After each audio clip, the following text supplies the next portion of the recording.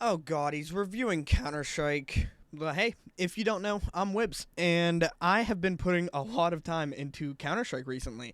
It has been a blast. There is an amount of dopamine that you can get from this game that I have not received from a shooter in a long time. Now, for a little bit of background perspective, I've put about 1,500 hours into Team Fortress 2, another neglected Valve game, and about 1,500 into Overwatch. So I'm not bad at first-person shooters, but I am bad at Counter-Strike. And I openly came to that fact and realized that it's a good thing to suck at Counter-Strike right now. And you might ask me why, but we'll get into that in a little bit later. I just want to talk about Counter-Strike as this right here, because Counter-Strike 2 came out and god, it looks so good. Valve, this is how you make first person shooter go burr. I like this a lot. There is not a lot of games that feel this realistic but yet disconnected from reality. I think that's a good way to explain the art style here. They also added these sexy volumetric smokes that just fill the room around them instead of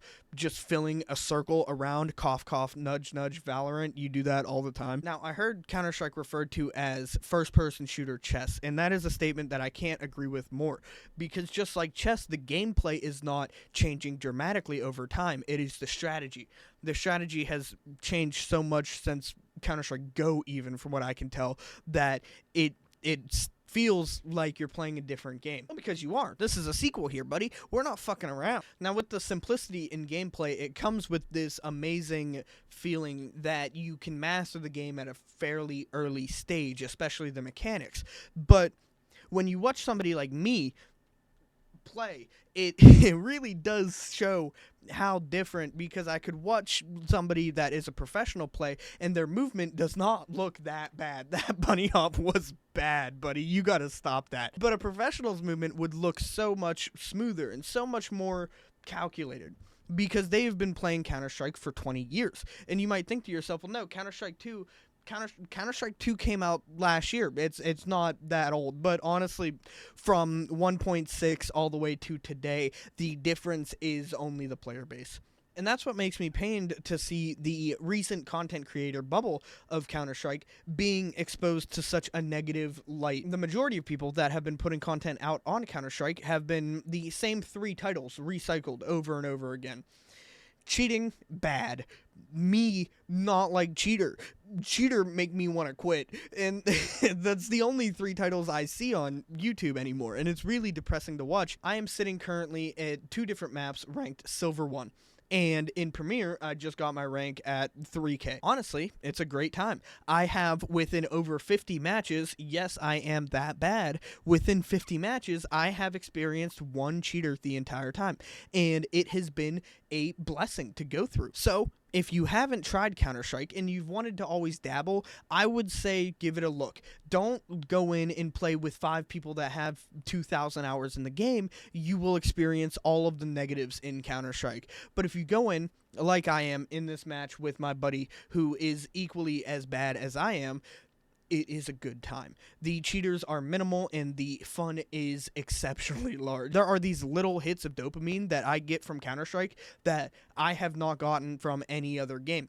The first day that I played Counter-Strike, I streamed it, and I remember I 1v3'd and defused a bomb, and I was shaking at the end of that. I have not felt that way from a competitive shooter in a long time, because you're not allowed to do that in most other games. If you take a game like Overwatch, 1v5 is a sin. You just fed, you fucking idiot. What are you doing? Get back here. But when I 1v5 here, 4 other nerds are in my ear screaming like I just fucking showed them the way to infinite life. It's a beautiful time. Now let's talk about those 4 nerds, because every time you play Counter-Strike, you have to consider the dice roll that you get into, where either you get a group of 4 people that are awesome to play with and actually a fun time, or you get that guy who you just can't fucking play with, because you have to mute the whole team because one guy is just annoying the entire time. And if you mute him individually, he just spams in the chat the entire time to please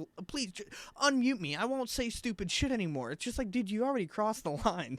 It's too much. Or you also run into the issue where you're dealing with somebody that, whether you're farming clips or streaming, having their name and profile picture on the screen is a direct negative to your lifestyle. Now, Valve, I don't know why it has taken you guys over 20 years to find a way where you can, I don't know, report people for abusing a chat function and actually get them punished in your games. I'm not worried about the games that are released on Steam. I'm worried about the games released by Steam, where if you are in Counter-Strike and you get reported for abusing the chat feature, you should get a global mute for a period of time. It's not fun for the rest of us to have to always work around you babysitting moron. And I understand that you will, punish people for inappropriate profile pictures, but having inappropriate profiles is a whole nother situation. Like, there are some bad ones, but the names don't really ever seem to get punished in my experience. Like, there's always just somebody pushing the boundary with that, and you do see that on Overwatch as well and other games that are moderated a little better. Now let me loop back and talk about the fact that it's great to be bad at Counter-Strike. Not having to deal with cheaters is a positive for sure. Smurfing could blow up because of this, and that would be a horrible negative, because you people that are good at the game should just stay good.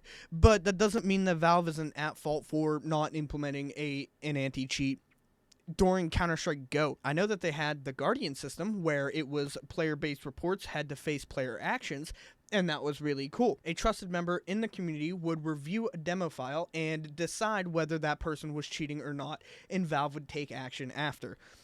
Why they did away with that is beyond me completely. I don't understand. Like, I understand maybe because you push to Counter-Strike 2, a lot of the systems in play during that aren't available, but it does not excuse the fact that you guys just ignored the fact that cheaters would just double, triple down in this game, especially in a game that has an economy like Counter-Strike. The economy in Counter-Strike is fueled by people playing the game. All of these skins that are a $1 million industry right now are useless if nobody plays. And guess what? Nobody will continue to play if you do not cater to your player base.